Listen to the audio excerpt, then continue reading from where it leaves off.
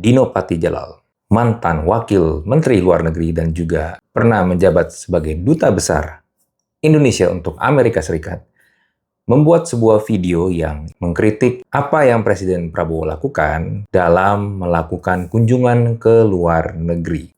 Yang menurut beliau, kalau dihitung-hitung, Presiden Prabowo dari mulai dia menjabat sebagai presiden, itu dalam waktu 6 hari, minimal 1 hari, dia ada di luar negeri. Dan keputusan untuk melakukan kunjungan luar negeri yang sangat aktif ini dipertanyakan oleh Dino Patijalal. Karena sangat kontradiktif dengan apa yang Presiden Prabowo serukan, yaitu untuk melakukan efisiensi anggaran. Sementara itu, setiap kunjungan kepresidenan itu memakan biaya miliaran rupiah. Nah, menjadi pertanyaan sekarang adalah, memangnya seorang presiden apakah harus sesering itu melakukan kunjungan ke luar negeri? Lalu, apakah semua kunjungan ke luar negeri itu diperlukan? Mari kita bedah bareng-bareng di episode kali ini. Sejak dilantik Oktober 2024, Presiden Prabowo yang gua riset ya, sudah melakukan kunjungan ke luar negeri sekitar 50 kunjungan. Ini yang resmi. Ini data yang gue dapat ya, data resminya dari November 2024 sampai Maret 2026. Berarti belum menghitung atau memasukkan kunjungan Prabowo ke Paris kemarin tuh, yang dia pidato, salah satu pidatonya bilang akan memasukkan pelajaran bahasa Prancis ke kurikulum pendidikan di Indonesia. Waktu itu ke Brazil bilang akan memasukkan bahasa Portugis ke dalam kurikulum. Lalu kalau misalnya dia berkunjung ke India, jangan-jangan bahasa India juga akan menjadi mata pelajaran di kurikulum. Ya, tapi tipikal dia lah ya. Kalau ngomongnya sudah off script tuh kadang-kadang suka, ya tahu sendirilah, suka asmun. Suka sangat impulsif sekali. Bahkan terakhir yang gue baca beritanya, karena Prabowo ngomong begitu, Menteri Pendidikan dipanggil oleh DPR tentang pelajaran bahasa Prancis mau dimasukkan ke dalam kurikulum pendidikan. Gue ya, kalau jadi Menteri Pendidikan, gue juga bakal bingung. Lah, nggak ada omongan apa-apa kok, nggak ada planning, nggak ada juga pemberitahuan kok tiba-tiba Presidennya bikin peraturan, bikin kebijakan lewat podium di negara orang lain pula. Lalu, gue yang harus nyapu-nyapuin sampahnya.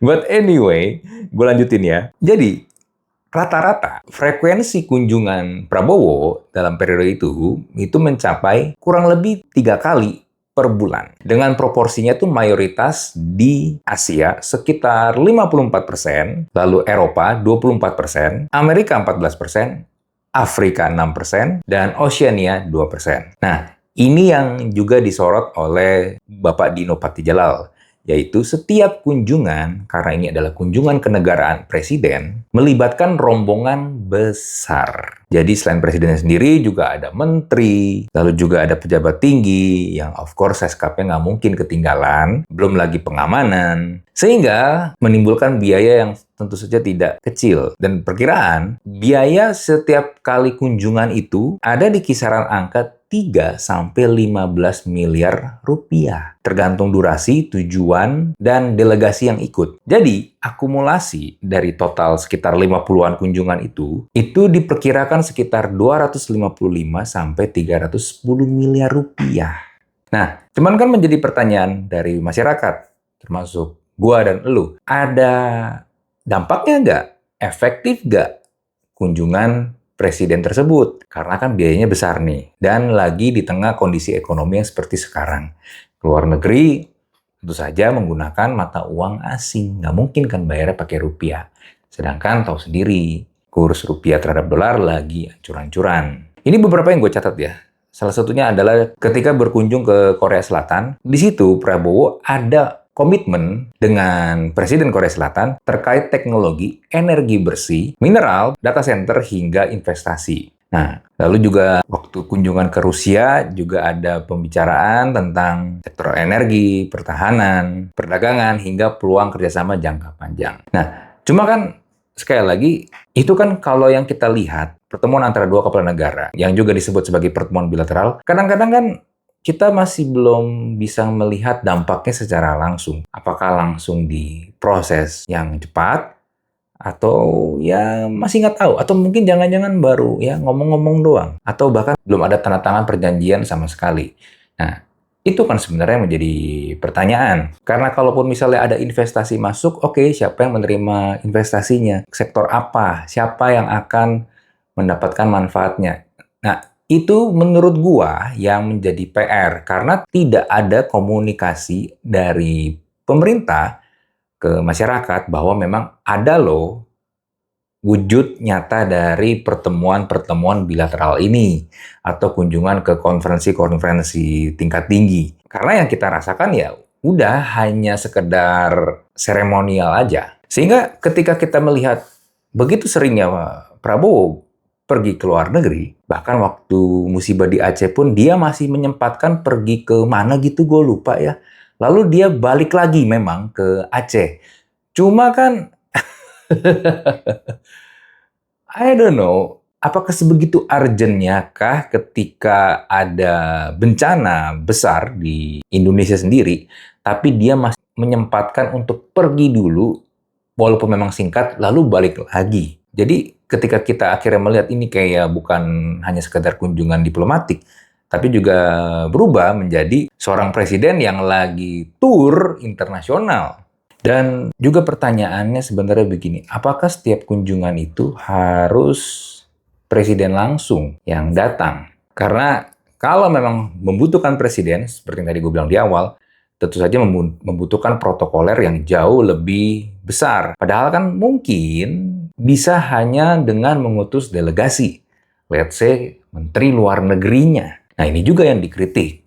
Karena menteri luar negerinya itu kerap kali ikut ke dalam rombongan presiden. Tapi hampir tidak pernah dia bergerak sendiri sebagai menteri luar negeri. Yang mana memang tugasnya dia untuk melakukan kegiatan politik luar negeri. Apalagi kan sekarang dalam diplomasi di era modern ya, banyak negara itu menerapkan delegasi yang sistemnya berlapis. Jadi seorang presiden itu hanya hadir untuk agenda-agenda yang memang membutuhkan keputusan tingkat tertinggi. Sisanya ya ditangani oleh pejabat-pejabat yang memang tugasnya di situ. Ini yang akhirnya menjadi pertanyaan kan. Dari November 2014 sampai sekarang, kenapa perjalanan ke luar negeri ini, diplomasi ke luar negeri ini, selalu dengan pola-pola yang melibatkan rombongan besar. Dan presiden harus ikut di situ. Dan belum lagi, kalau untuk urusan-urusan, kadang kan ya nggak mengharuskan kita untuk bertemu langsung, bertatap muka langsung. Sometimes lewat video call atau mungkin lewat Zoom. Sebenarnya kan bisa. Ya mirip juga ketika lu lagi kerja kantoran ya, profesional. Kan sering kali juga kalau misalnya ada yang ngajak ketemuan atau nggak ada yang ngajak meeting or whatever itu, kadang-kadang topik obrolannya itu nggak jelas tujuannya apa, nggak straightforward. Akhirnya ya jadi cuma buang-buang waktu yang dimana seharusnya untuk kirim lewat email saja itu cukup loh. Gue malah ngomongin email, nggak perlu pakai video call untuk mengkomunikasikannya. Jadi, I don't know, mungkin ini juga kebiasaan dari kebanyakan masyarakat kita, ya semua ya, yang memang sukanya seremonial. Ketemuan, meeting di kantor siapa, atau mungkin ketemuannya sambil ngopi. Habis ngobrol-ngobrol-ngobrol, bla bla bla bla bla, yang mungkin sebenarnya nggak jelas tujuannya apa, nanti langkah berikutnya mau ngapain, follow up-nya apa, aksi nyatanya apa, tapi yang penting setelah selesai, ngapain? Betul, foto-foto. Foto lagi di meja coffee shop, atau foto lagi di restoran, atau foto lagi di kantornya, lalu di-post. Di-post kemana? Tentu saja ke sosial media. Dan kadang kan menciptakan persepsi, oh ada meeting penting nih antara si A dan si B. kayaknya bakal ada sesuatu yang lagi mau dimasak nih. We are cooking something. Kadang-kadang kan captionnya begitu. Lalu, wah, seakan-akan ada kerjasama yang bakal penting banget di antara 2 atau 3 orang yang ada di dalam foto tersebut. Tapi kadang-kadang padahal mah cuma ngobrol basa-basi nggak jelas doang. I know. Maybe bisa jadi memang pengen keep in touch, bisa jadi yang pengen menanyakan kabar. Tapi kadang-kadang ya itu ya tadi, cuma tujuannya performatif aja. Tujuannya performatif supaya bisa dilihat dan disertai dengan narasi yang normatif. Nah, apakah Presiden Prabowo juga sama seperti itu? Gua nggak bisa menjawabnya karena ini hanya asumsi gua doang. Tapi kalau sampai seorang mantan duta besar, mantan wakil menteri luar negeri seperti Bapak Dino Patijalal aja resah melihatnya, dan dia pun juga di video tersebut mengungkapkan kalau sebenarnya pertemuan bilateral itu kayak gimana sih? Dia udah kasih petunjuk di situ kan bahwa nggak terlalu banyak sebenarnya yang bisa dibahas. Jadi it's a ceremonial sebenarnya. Nah, balik lagi, di tengah seruan untuk efisiensi, pertemuan-pertemuan seremonial yang mengharuskan seorang presiden ke luar negeri beserta rombongannya yang memakan biaya miliaran setiap kali jalan, apakah perlu? Gua pun bukannya berarti gua nggak suka atau benci dengan yang namanya diplomasi dengan negara lain, enggak. Justru gue sangat mendukung, tapi kan diperlukan langkah yang taktis dong. Bagaimana supaya bisa mendapatkan sesuatu ketika lu berkunjung.